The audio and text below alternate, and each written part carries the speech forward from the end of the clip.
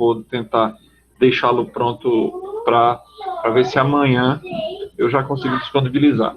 Se a gente conseguir terminar hoje. Eu vi o capítulo, não é um capítulo grande, não tem muita coisa para ser vista, são mais questões de nomes, é mais questão de nome. Na parte desse capítulo, que vai estar mais lá da frente, está todo desorganizado, porque eu depois fui tentar alterar a distribuição que eu estava fazendo e bagunçou todo o material. Então, a gente vai até determinado ponto com os slides e depois eu passo para o livro, para esse livro aqui.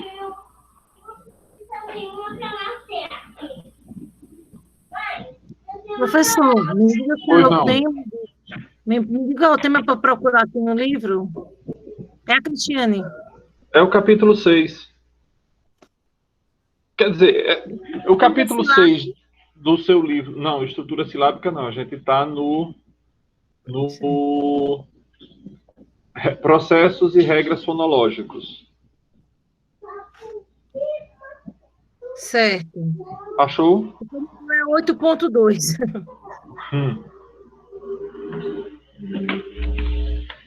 Processos fonológicos, não é isso? A gente vai tentar ver os dois hoje, porque aí eu deixo a quarta-feira de vocês livre. Mas se não der, a gente pega a quarta. Então, as autoras, então, partem da coisa mais óbvia sobre a língua, de que ela é uma entidade que está em constante modificação. Isto é, a língua, acompanhando todo o processo evolutivo do ser humano e da sociedade, consequentemente, precisa também evoluir, também precisa mudar. Essa mudança acontece principalmente no léxico, no vocabulário, porque as palavras novas vão aparecendo, muitas palavras novas vão aparecendo, e outras tantas palavras vão caindo em desuso, vão desaparecendo, deixando de ser usadas. A gente não pode e a gente não deve pensar que essas palavras, porque caíram em desuso, devem ser esquecidas, porque a gente não pode esquecer que temos um patrimônio literário. Se a gente for considerar o português todo, a gente vai ter um patrimônio, uma herança literária que vem desde o século XII até hoje. Se a gente considera só o Brasil, pelo menos do século XVII para cá. E aí, não estou levando em consideração, nesse século XVII para cá, do Brasil, não estou levando em consideração aquele primeiro século, que seria o século XVI, de 1501, ou de 1500, se vocês preferirem, né? De 1500 até 1600. Por quê? Do século de 1500 até por volta de 1550, a literatura que é chamada de literatura informativa, foi produzida por diversos outros povos, não somente de língua portuguesa. Então, a gente tem literatura sobre o Brasil nessa primeira metade do século XVI. Eu estou incluindo aí no século XVI, 1500, embora 1500 tecnicamente seja o último ano do século XIV. Porque um século a gente conta por exemplo, o século XVI vai de 1501 até 1600. Século XVII, de 1601 até 1700. Século XVIII, 1701 até 1800. Então, tecnicamente, o 1500 é o último ano do século XVI. Acontece, porém, que eu não quero dizer que vai do século XVI, do século XIV, né? 1500 é o último ano do século XIV. Eu não quero dizer do século XIV, do século XV. É do século XV, professor. Eu não quero dizer que é do século, porque é por causa de um ano. E, de fato, o Brasil só começará a ser povoado a partir da década de 1530, 1535. Então, para a gente dizer que começa num outro século, aí é mais complicado. Então, vamos admitir que de 1500 até 1600, para nós, vai ser século XVI, que é o que interessa. Bem, nesses primeiros 50 anos do século XVI, não houve uma literatura de verdade. O que houve foi uma produção escrita sobre o Brasil. Essa produção escrita também foi escrita em português. Existem alguns que argumentam que a Carta de Pero Vaz de Caminha é o documento que inaugura a nossa literatura. Eu não sou muito desse pensamento, porque, primeiro, algumas coisas importantes. Primeiro, Caminha não tinha interesse de fazer literatura. O que ele queria era passar um relato, era passar informações, era fazer um documento. Por isso, esses primeiros 50 anos, a produção literária nesses primeiros 50 anos é chamada de literatura informativa ou outros livros. E eu acho essa nomenclatura melhor. Chamam de literatura documental. E, a partir de 1549, que é quando vem o primeiro governador-geral do Brasil, que era Tomé não. Como era o nome da criatura, meu Deus? Deixa eu ver só aqui, no certificado. Não é o Tomé de Souza, não, professor?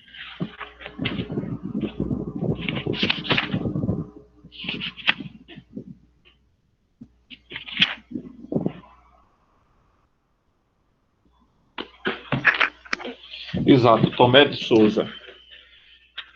É a mesma coisa, Cláudio. Literatura dos viajantes, literatura informativa, literatura documental. O fato é que a gente chama isso de literatura para dizer que nossa literatura começa lá no século XVI. Só por isso. Para colocar o documento de Pero Vaz de Caminha como sendo um documento literário. Não é um documento literário. É um documento... É um texto documental, mas não literário propriamente. Então, vejam bem. A partir de 1549, quando o rei envia, porque já havia começado o processo de povoamento do Brasil a partir de 1535, porque o rei Dom Manuel percebe, eu acho que ainda era Dom Manuel nessa época, percebe que o Brasil e as riquezas, porque não é o caso aqui da gente falar porque os portugueses não estavam preocupados com ouro aqui no Brasil, mas percebe-se que os franceses e os holandeses estavam tirando partido da falta de cuidado que os portugueses estavam tendo com o Brasil. Então, a partir de 1535, por volta disso, que é quando acontece a fundação de Olinda, 12 de março de 1535, abril de 1535, a fundação de Penedo, 12 de março de 1536, a fundação de Porto Calvo, e 12 de março de 1537, a fundação de Recife. E Salvador, em 27 de março de 1547. Então, vejam que dentro desse período começam a aparecer as nossas primeiras cidades. Esse Penedo a que eu me referi não é o Penedo do Rio de Janeiro, é o Penedo daqui de Alagoas, 12 de abril de 1535. Então, Olinda 35, Penedo 35, Porto Calvo 36, Recife 37. Porque começou-se a perceber que precisava de ter postos de vigilância, e esses postos de vigilância iriam acontecer com o assentamento de gente aqui na Terra. Então, nesses primeiros anos, houve, primeiro, se a gente for considerar o que diz Gilberto Freire, no livro Casa Grande e Senzala, no primeiro capítulo do livro, a gente vai ver que as preocupações que estavam acometendo a vida das pessoas que estavam morando aqui, umas porque havia, vamos dizer, 3 tipos de pessoas que viviam aqui no Brasil. Uns que estavam fugindo da Inquisição, outros que estavam atrás de riqueza e outros que foram degradados mesmo. Então, havia 3 tipos de gente morando aqui. E essas pessoas se deparam com um ambiente extremamente hostil, com uma coisa que eles não estavam mais habituados, que era uma vida em contato muito direto com a natureza. Porque, por essa época, a Europa já não tinha mais suas grandes, vamos dizer, reservas florestais de coisa de há 1000 anos ou 2000 anos que ela vem no processo de destruição.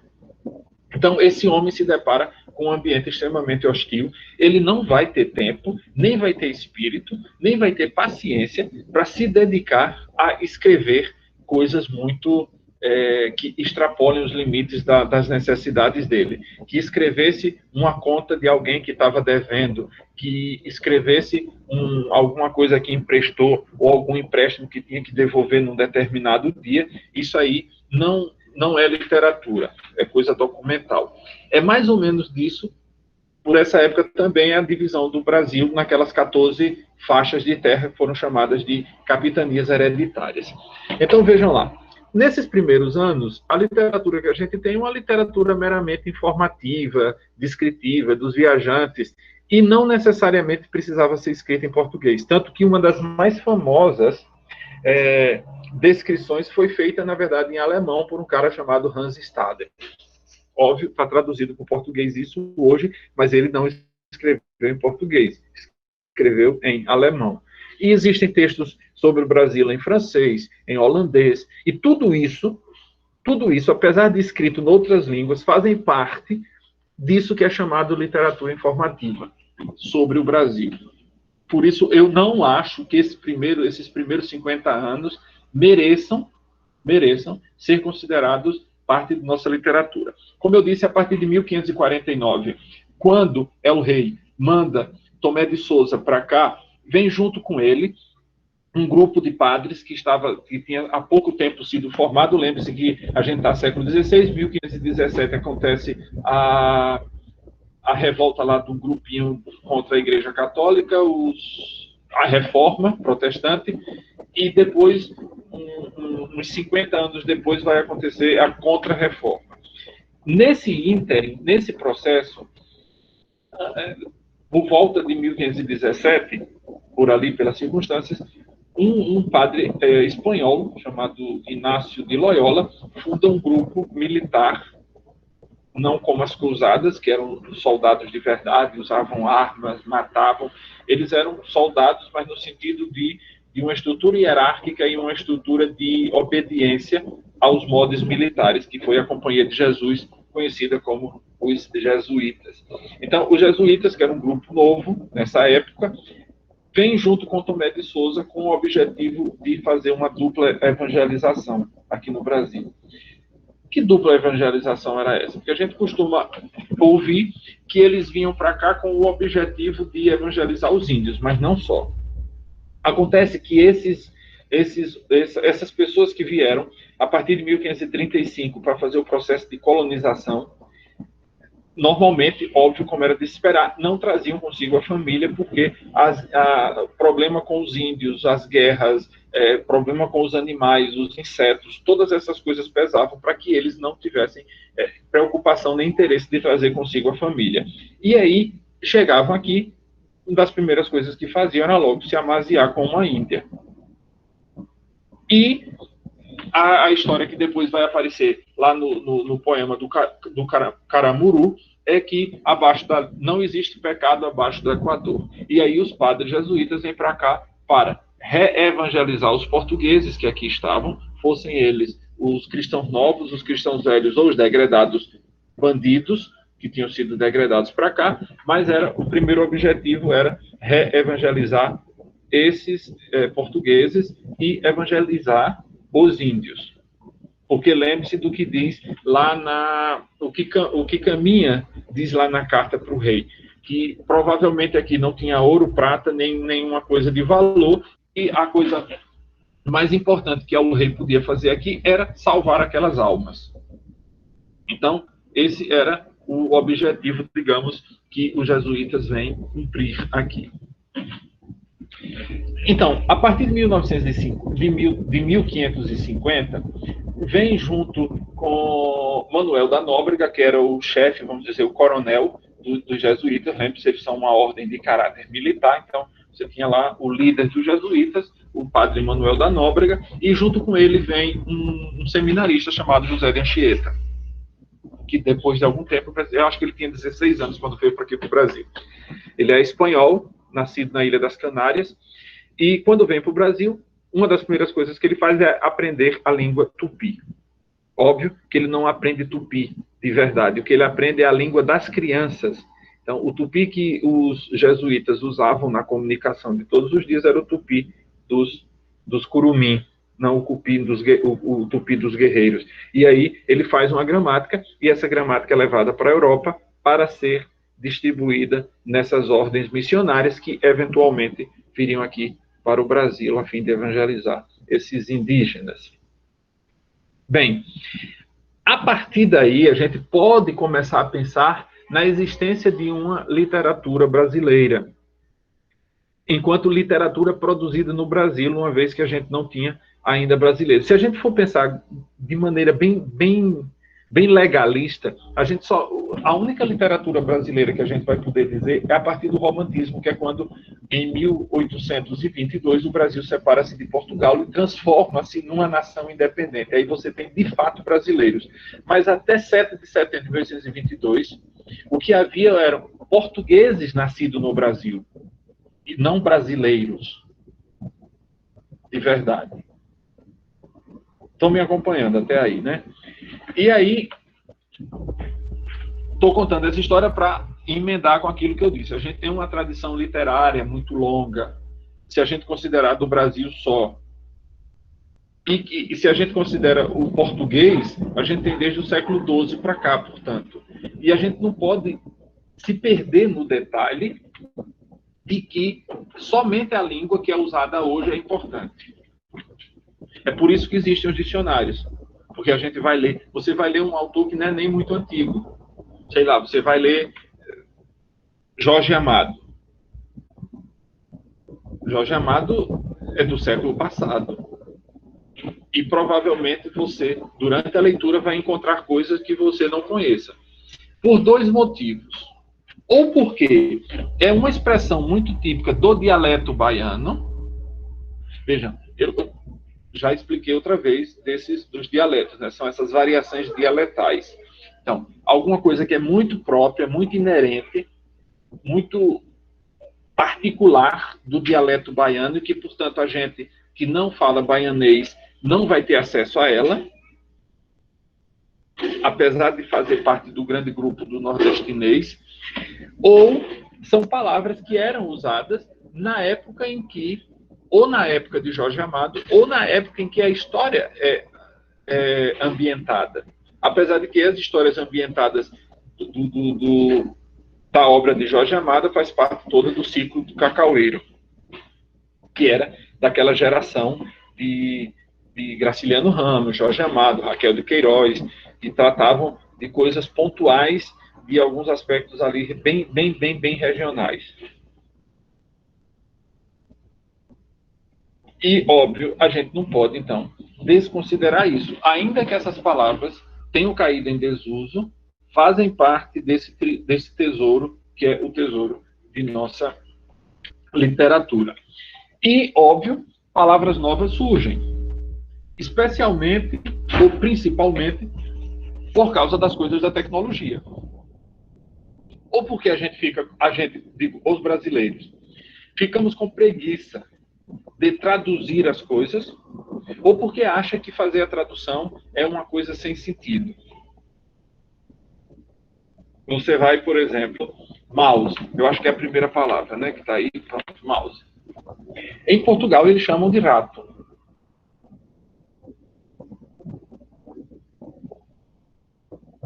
Na Espanha, chamam de ratón. Os italianos, se não me engano, chamam de topo, ou topolino, que é rato também. Mas nós achamos que o melhor é deixar em inglês. E aí, você tem, por exemplo, internet.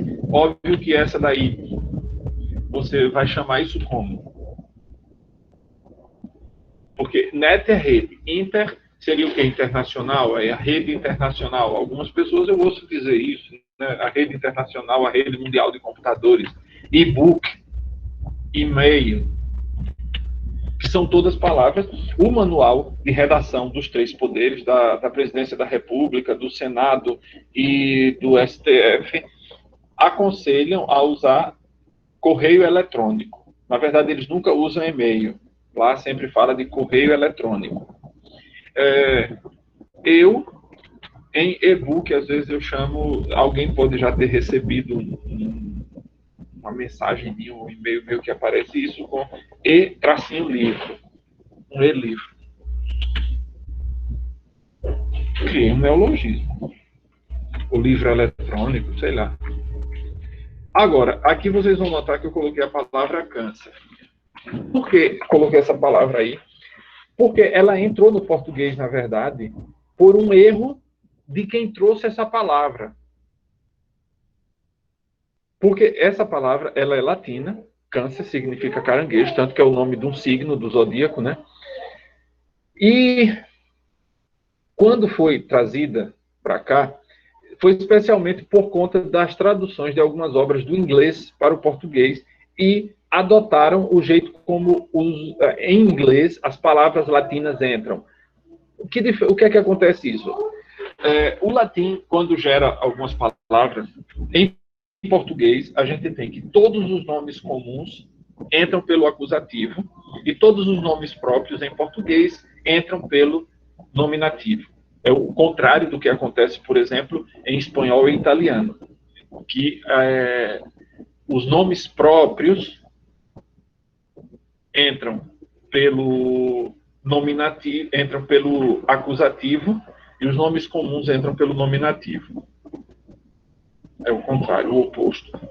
Então você vai ter, por exemplo, o nome de Cícero, que a gente pega diretamente do latim pelo nominativo. Em espanhol é Cicerone, de Cicerone, Ciceronem, no acusativo, e o italiano Cicerone. Eles invertem. Mas como é no português, a gente deveria pegar câncer pela forma do acusativo. Como é o nome que já existe, cancro. Quando você pergunta ao médico por que usam assim, eles dizem, não, é para não confundir com aquela doença venérea. Mas acontece que a doença venérea nunca é dita cancro. É sempre cancro mole ou cancro duro. Então, é uma explicação que é o mesmo jeito da Bahia ainda hoje conservar o H quando você vai à norma gramatical brasileira, diz lá, é por questões etimológicas para não confundir com acidente geográfico. Acontece que o acidente geográfico sempre vem determinado. Bahia de Todos os Santos, Bahia de Guanabara. Nunca aparece sozinho o nome Bahia para designar o acidente geográfico, a não ser que ele venha com um adjetivo, um artigo indefinido. É uma Bahia. Tirante isso, quer dizer, são essas coisas que não se justificam. Aí, em Portugal, eles usam cancro. Aqui no Brasil, a gente usa câncer. Porque lá, eles seguem o jeito que tem que ser. O processo de entrada nas palavras de origem latina no português. A gente, como pegou pelo inglês, que o inglês, não sendo uma língua de origem latina, como é que eles fazem? Sempre pegam as palavras a partir do nominativo. Como o nominativo é câncer que entra em inglês. E aí, o idiota que trouxe isso para cá, burro, não conseguiu, não sabia como era o processo, simplesmente traduziu do inglês e botou como se fosse isso e a gente adotou. Porque terminou a literatura médica assumindo. Então, isso é também um neologismo. Essas mudanças acontecem de dois tipos. Elas podem ser sincrônicas, quer dizer, acontecem num determinado momento, ou diacrônicas através da história. No slide seguinte, isso está explicado. As mudanças sincrônicas são mudanças porque as palavras passam por influência de contextos vizinhos, e as mudanças diacrônicas são aquelas observadas nos diferentes momentos da história da língua. Então, quando a gente pensa o que é a diacrônica é um monte de mudanças sincrônicas observadas como um todo. Então, a gente vai pegar desde o latim clássico, como ele muda para o latim vulgar, do latim vulgar, como ele vai se transformar no romance que vai dar origem ao português, né? Do romance que vai dar origem ao português, e depois de como essa língua vai passar por todo o processo de evolução. Se vocês viram aquela aula que eu já indiquei para vocês, não sei se eu deixei lá no SIGA ou se eu só coloquei no grupo do WhatsApp, aquela sobre os metaplasmos, essas coisas vão ficar bem mais claras. Porque aqui a gente não tem tempo, nem cabe nessa aula, nessa matéria, a gente falar sobre os metaplasmos. Por isso eu deixei como um material extra. Quem assistiu foram 2 vídeos, né, 2 aulas. Quem assistiu, certamente essas coisas são ou ficam um pouquinho mais claras. Essas mudanças, apesar de a gente achar apesar de muita gente achar que uma vez que essas mudanças aconteceram, elas param. Não, pelo contrário, elas seguem. Por isso é importante a gente conhecer os metaplasmos, quais são eles e o que eles estão fazendo, porque aí a gente consegue entender coisas. Por exemplo, como é que a gente escreve a palavra família ainda, como se fosse na origem latina, mas pronunciamos passando pelo mesmo processo de palatalização. A gente vai ver alguma coisa dela aqui hoje ou na quarta-feira. A gente passar pelo processo de palatalização, que é um L ou um N, que vem seguido de um I e mais uma vogal. Então, você tem filho. Filho é do latim filium. Filia, filha. O que é que a língua, como entidade, ainda faz? Se você tem família, o processo é que isso aconteça também com ela. E, por isso, muito mais comumente, vamos escutar ser dita família do que família. E já vi muito escrito família com LH. Sandália. Muita gente escreve, você vai no supermercado, está lá escrito sandália com LH. Porque esse é o processo natural. É o metaplasma, é esse processo de mudança, e a língua continua sofrendo isso. Sofrendo não no sentido de sofrimento, de dor, mas de passando por isso. Isso não vai parar. Não há um freio que a gente possa dar. O freio que existe é a gramática. Só que a gramática existe desde 1560, com a gramática de João de Barros, e mesmo assim ela não foi capaz de frear esse processo natural de evolução das línguas.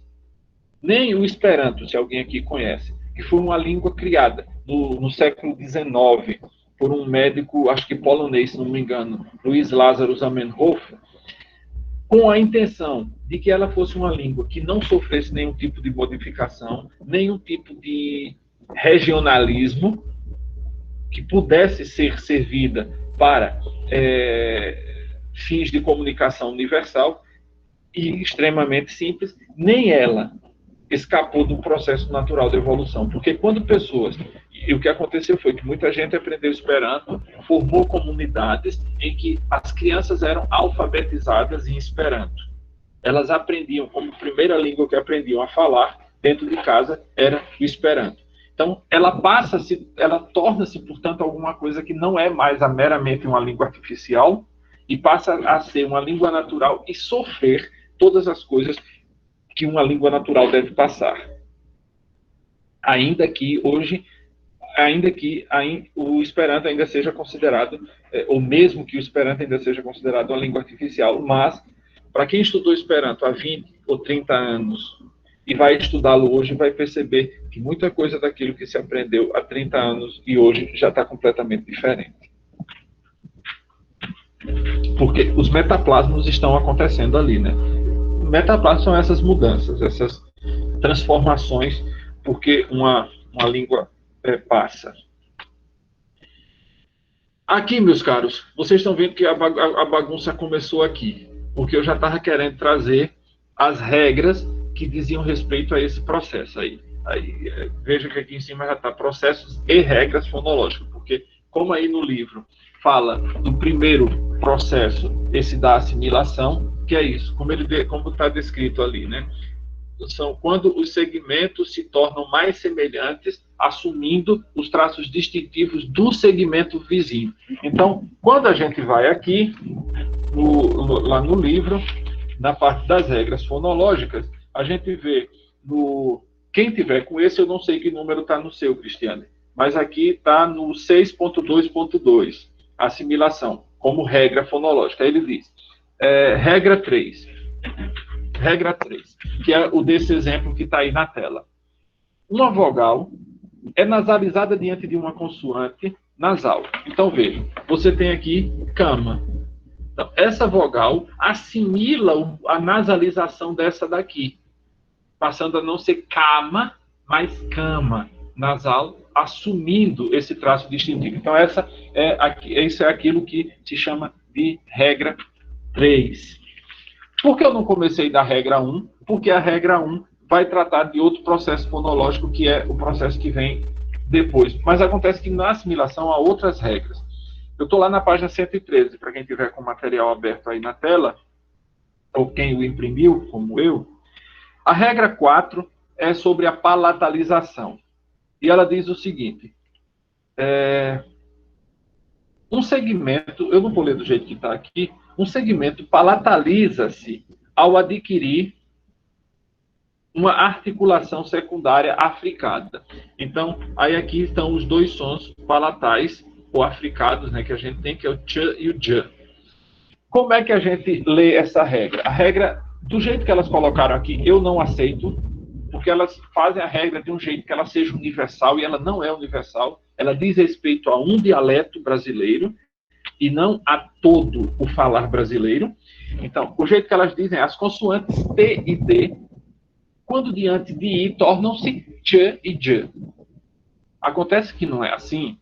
Acontece que isso não é uma lei universal para elas dizerem isso dessa jeito. O que eu tinha escrito, deixa eu ver se ele está por aí em algum lugar.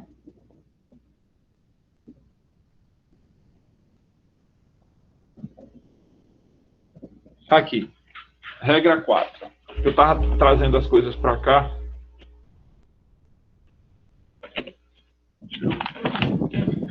Deixa eu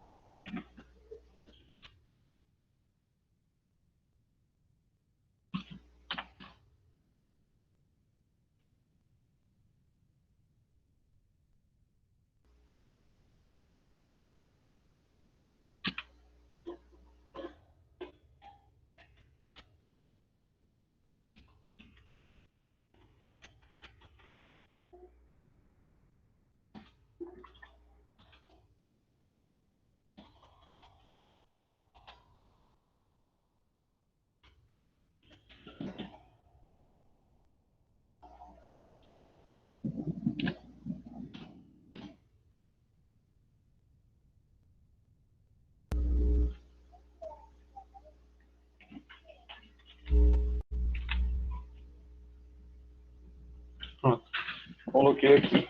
Vamos ver aqui. Então, uma vogal é nasalizada diante de uma consoante nasal. Aqui está o cama. Esse A, veja, ele se nasaliza diante da nasal. Palatalização. O segmento palataliza-se ao adquirir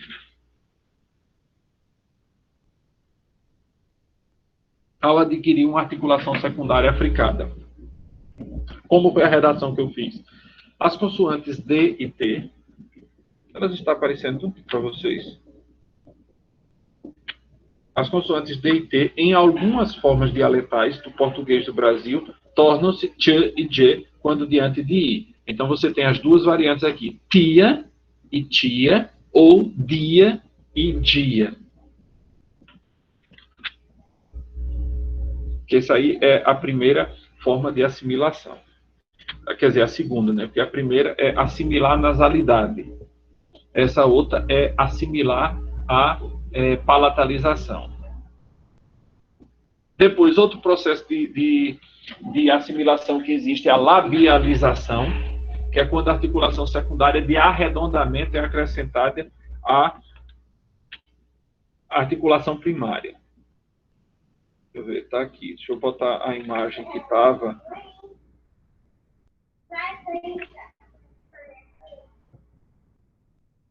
Então, reparem, você tem a consoante S, S, que a gente pronuncia, reparem, a pronúncia dela, a gente deixa a boca mais estendida, S. Só que, como a vogal que vem depois dela é um O arredondada, repare quando a gente vai pronunciar osso, o S adquire a característica de arredondamento. Então, ele se assimila ele assimila o arredondamento do som que vem depois para facilitar o processo de produção.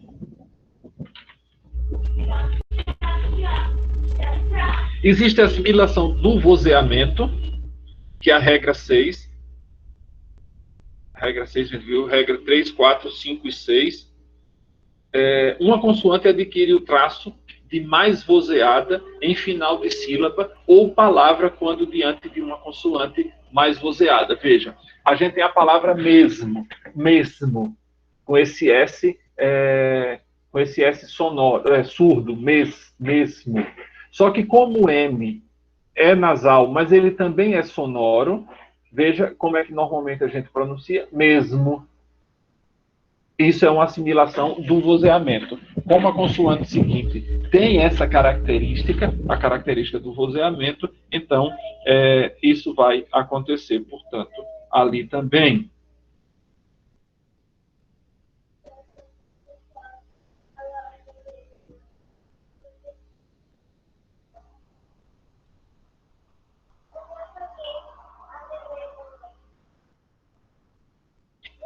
A regra 7... Espera aí, deixa eu ver aqui quais são... Tá no...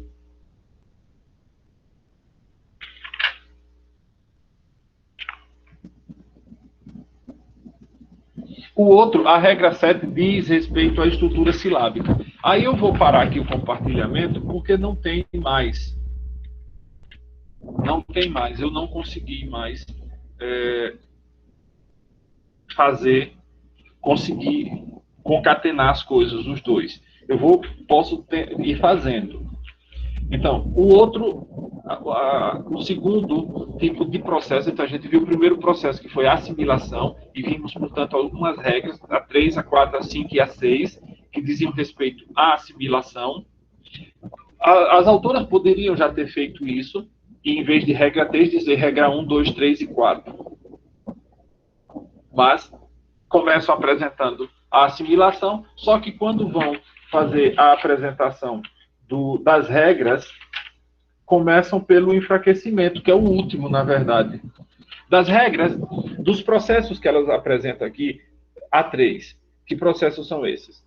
Assimilação, estruturação silábica e enfraquecimento ou reforço. Então, são 3 processos fonológicos que são apresentados.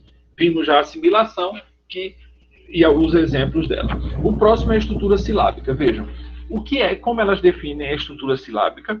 Quando há alteração na distribuição das consoantes e vogais, podendo ser inseridas ou eliminadas, ou eliminadas. Dois segmentos podem, então, juntar-se, transformando em um único segmento, ou pode haver permuta entre eles.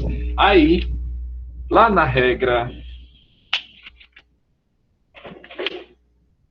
7, quem estiver acompanhando, está lá na página 115, na regra 7, que tem a ver com isso, fala da inserção ou epêntese. Epêntese é um dos metaplasmos. Porque na verdade, o que elas estão fazendo é tratando dos metaplasmos de uma maneira diferente da tradicional.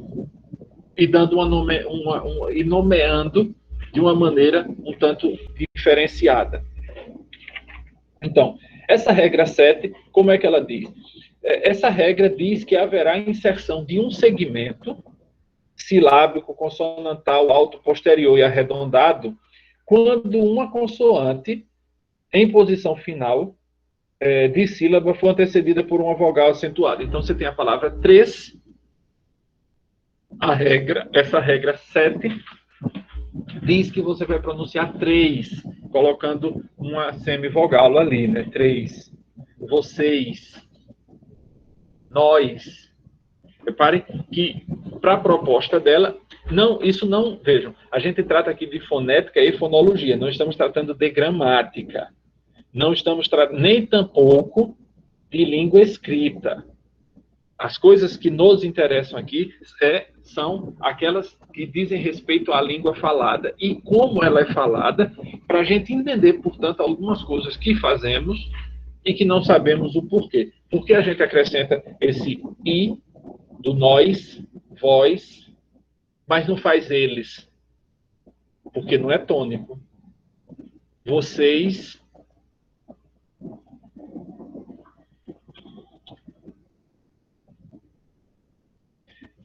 Da harmonia silábica, faltou falar da regra 8. A regra 8 diz respeito à assimilação, é sobre a harmonia silábica. Uma vogal não acentuada assume o mesmo valor do traço baixo da vogal acentuada. Por exemplo, você tem a palavra peteca. Peteca, veja.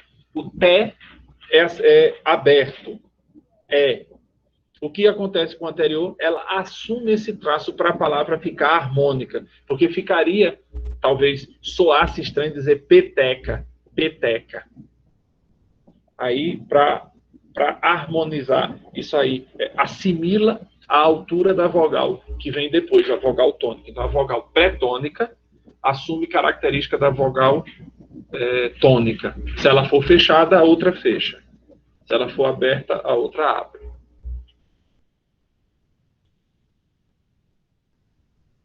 Então, aí ela coloca outros exemplos lá na página 115. A palavra remoto, reboco, colosso e não colosso.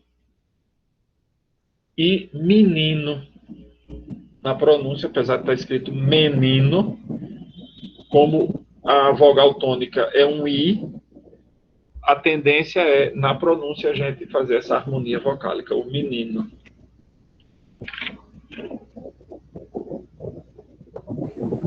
Qual é a página, professor Hudson, por favor? 115.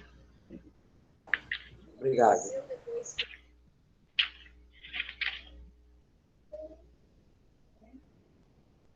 Deixa eu ver aqui se eu encontro outra, viu?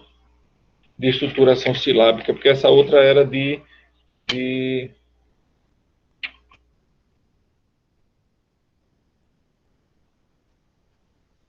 O Sandy, página 116. Sandy. Que são as regras 9 e 10. São só 10 regras. Uma vogal átona final de palavra é eliminada quando a palavra que a segue também começa por uma vogal. É o que a gente faz na poesia e na fala, quando a gente faz as chamadas elisões. Um copo d'água, isso é um sande, ou é lisão, que é como é chamado nos metaplasmas tradicionais, é lisão ou crase, que são, a gente falou disso, né, Cristiane, na aula passada. Quando isso acontece, há uma reestruturação da sílaba que continha essa vogal eliminada. É o que ocorre com uma amiga.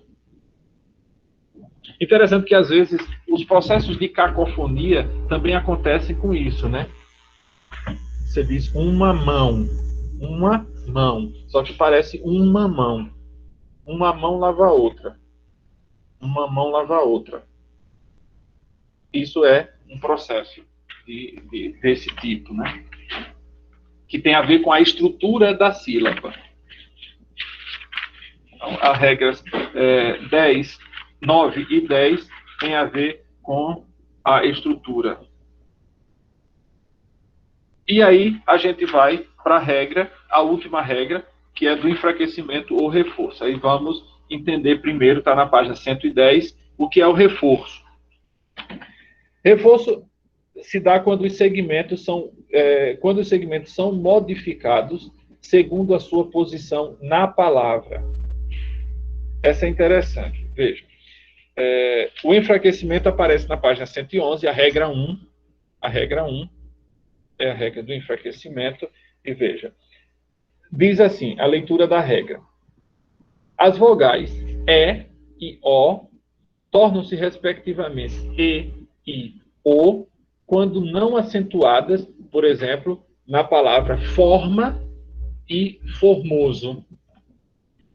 Esse exemplo que ela dá aqui, eu tenho lá meus problemas com ele, porque ela coloca assim, tela e tecelão.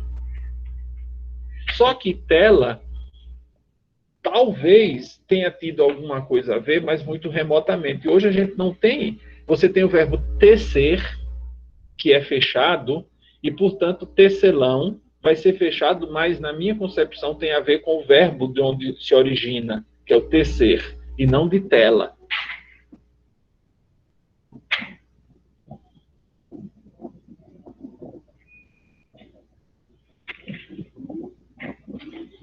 Elas colocam na página 110 uma observação interessante dentro do quadro rosa. Diz assim, acontece também que nem todas as mudanças silábicas trazem maior simplicidade. Veja, por exemplo, em palavras proparoxítonas, o acento na antepenúltima sílaba, a antepenúltima sílaba a contar do final da palavra. A penúltima sílaba pode desaparecer, transformando-se numa palavra paroxítona. Isso, o latim vulgar fazia muito isso, porque no latim vulgar odiavam-se as palavras proparoxítonas. Então, duas coisas aconteciam ali. Ou eles cortavam a sílaba do meio, realmente, para a palavra ficar paroxítona, ou mudavam descaradamente a sílaba de lugar. Você tem, por exemplo, a palavra cátedra, que eles mudaram o acento para catedra, e aí virou cadeira. Por essa mudança do acento, né, de lugar. O exemplo que elas dão aqui é interessante, vejam. É o que se vê na palavra fósforo, pronunciada como fósforo, com esse O desaparecido do meio, né, o fósforo. E algumas, por exemplo, aqui em Maceió eu escuto as pessoas dizerem, por exemplo, jambo, as pessoas conseguem complicar essa palavra, chamá-la de jambre. Ela era simples. O fósforo é a tendência de você fugir das proparoxítonas. Nesse caso, ocorreu síncope, que é quando uma sílaba no meio da palavra desaparece. Uma vogal próxima a uma outra acentuada foi eliminada. Esse fenômeno ocorreu na evolução do latim para o francês e para o português. Outro exemplo desse processo é aquele em que as vogais fortes acentuadas sofrem ditongação, como é o caso do catedra, cadeira. Eu estou falando do processo do latim para o português. Nas palavras monossilábicas terminadas em sibilantes, como três, pais, nas quais, em certos falares do português brasileiro, ocorre a ditongação, transformando-se em três e pais. E, meus caros, com isso, a gente terminou todo o conteúdo do capítulo 6. É um capítulo que tem muita coisa de prática, de a gente perceber que o objetivo desse negócio de fonética é a gente perceber a fala acontecendo. E dali, o que elas fizeram nesses capítulos, no 6.2, foi tentar extrair dali as regras sobre as quais a gente conseguiria colocar um certo número de produções fonológicas. Então, você tem as produções, que os processos, na verdade, que elas foram 3. Que processos foram esses? Assimilação, a estruturação silábica e o enfraquecimento ou reforço. As regras foram 10, distribuídas em uma só, para o reforço ou enfraquecimento, 2, a 9 e a 10. Então, a primeira regra é do reforço ou enfraquecimento, a regra 9 e 10 é da mudança, da estruturação silábica, e todas as outras têm a ver com a assimilação.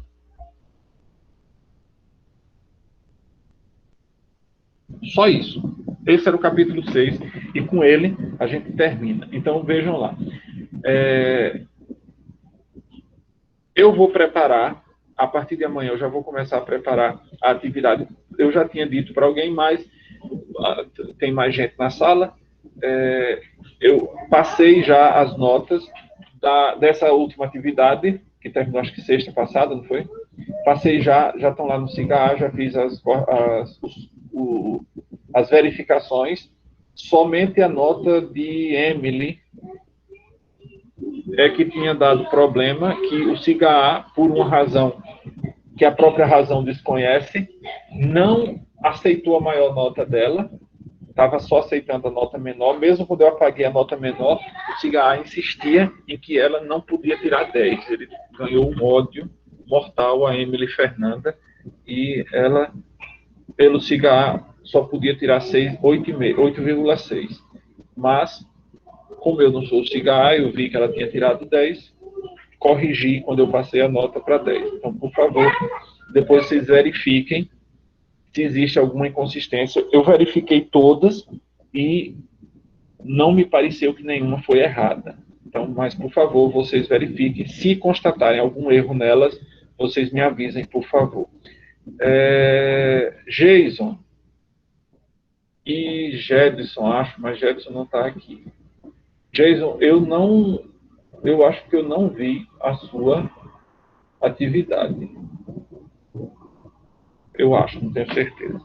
Mas tudo bem. Olhem, então, amanhã eu deverei já começar a confecção do banco de questões.